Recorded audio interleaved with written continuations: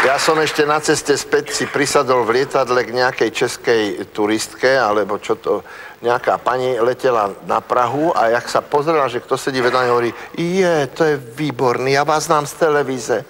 No tak vy mne budete vykládať veselé historky a ja nebudu blít. Viete, ja som nevedel...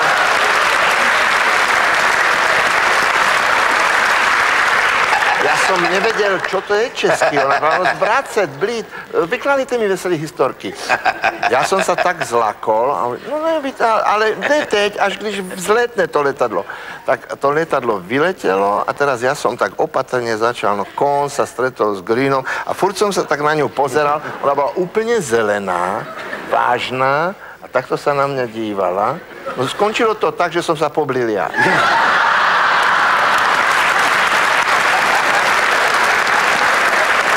Mne sa páčilo na druhom konci sveta, lebo pochodili sme krížom, krážom celý svet, že povedzme, mne sa páčilo u bohatých kamarátov v Amerike alebo v Kanade.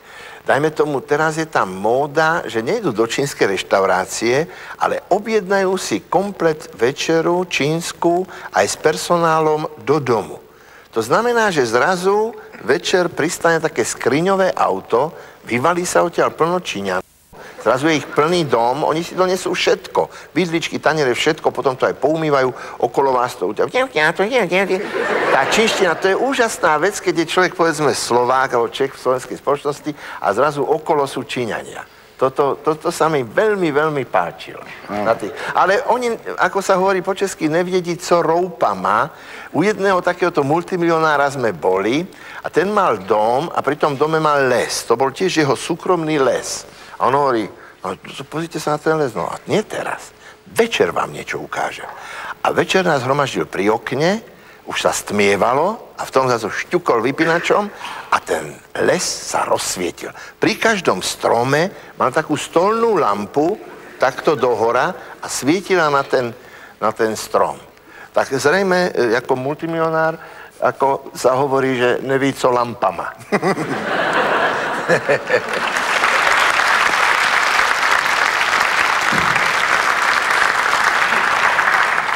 Ja som bol vždy trošku, teraz už nie, ale kedysi alergický na to, keď si nás mýlili, lebo to bolo zákonité, že nikto neuhádol, ktorý z nás je ktorý.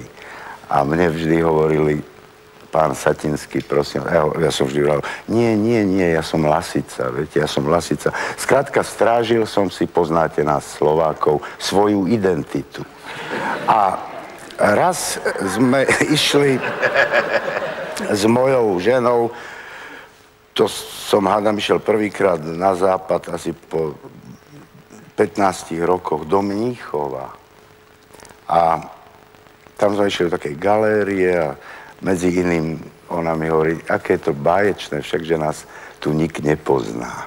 A len čo to dopovedala, tak sa zrazu som začul zozadu, taký párik mladých ľudí tam bol a jeden, ten už hovorí tomu dievčaťu, aha, pozri sa, Satinský. Tak zase som mu vysvetľoval, že nie som Satinský v Mníchove v galérii.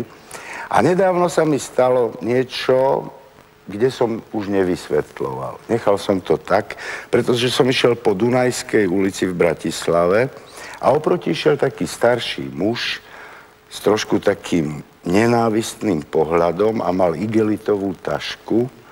A keď prechádzal popri mne, tak povedal nahlas, tak ako, aby som to počul, ale nedíval sa na mňa, nahlas povedal svíňa Satinský. A ja som neprotestoval.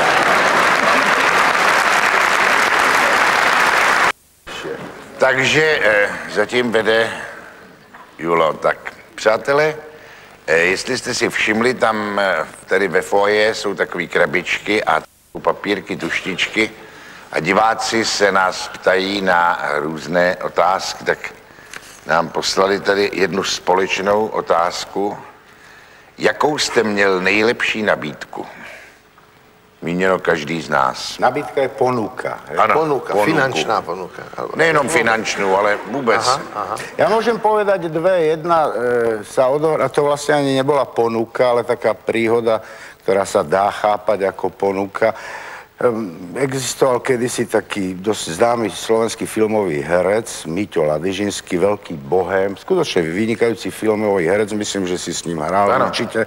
Vo filme bol to bohém, ktorý nikdy nemal peniaze, furt si nejako musel požičiavať peniaze a stále musel vymýšľať nové a nové dôvody na to, ako si tie peniaze požičať, lebo to tiež je kumšt, hej. A raz sa ocitol v také veľmi zlej situácii, ja som ho už dlhšie nevidel, to bolo viac než pred 20 rokmi. A zrazu sa večer dívam na televíziu, je tam jeho fotografia a verejná bezpečnosť pátra. A teraz tam hovorili o ňom, že neplatí alimenty a že je dlžný tam a tam a tam. A že pravdepodobne je zamestnaný v niektorom zo slovenských divadiel. No na druhý deň som zhodou okolností sedel v nejakej Vieche v Bratislave so svojím priateľom a zrazu sa tam zjavil tento Míťo Ladyžinský a ja som bol tak šokovaný, že nič ma nenapadlo v tom momente, len že som povedal: Míťo, včera som ťa videl v televízii. A ani som nečakal odpoveď a on ani na to nereagoval, ale v súlade so svojou, dá sa povedať, celoživotnou situáciou sa naklonil ku mne veľmi dôverne a povedal mi: Starček, nemohol by si mi požičať 50 korún? Mám výhodnú možnosť kúpiť bony. A viete, vtedy stáli bony asi 5 korún, tak skrátka takúto výhovorku si vymyslel, to za to mohol kúpiť 10 bonov, hej?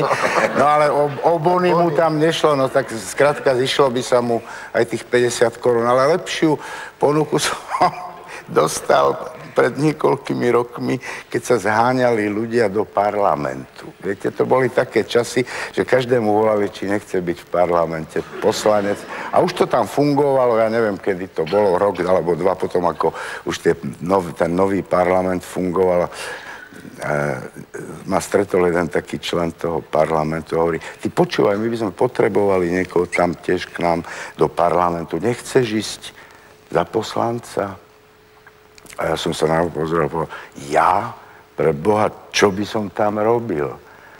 A on nezaváhal a povedal: To, čo my, nič.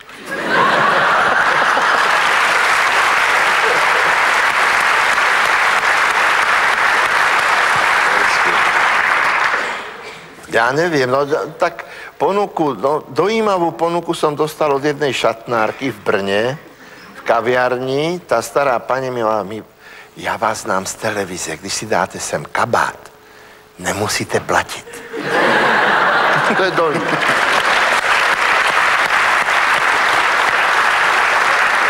Treba povedať, že to bolo v lete. Čerta starého. Já jsem dostal bezvadnou nabídku v Kladně. Mně jeden pán povídal: Prosím vás, já mám známýho, to je teďka takovej ten novej podnikatel tady, pohádkově bohatý člověk, staví tady asi 3 motely, benzínovou pumpu, teď tady bude prodávat jedno, nebudu, auta se nesmí říkat, že to je reklama, prostě bude tady nová prodejna jako drahých aut. Náklaďáku. Taky.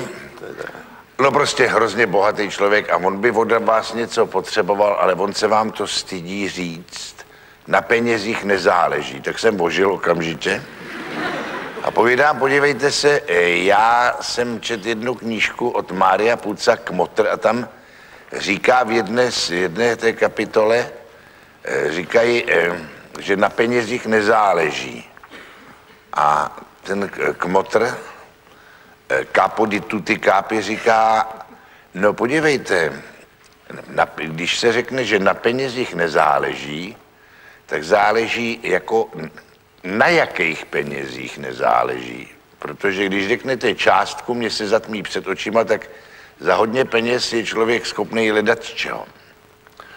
Já povím: No dobře, no a co teda bych jako udělal? Víte, on opravdu se stydí vám to říct, jemu se líbí, jak děláte toho Belmontingu, jo? Já pám, tak to jsem rád, že se mu to líbí. A on by chtěl, jestli byste mu tímhle hlasem nenamluvil záznamník.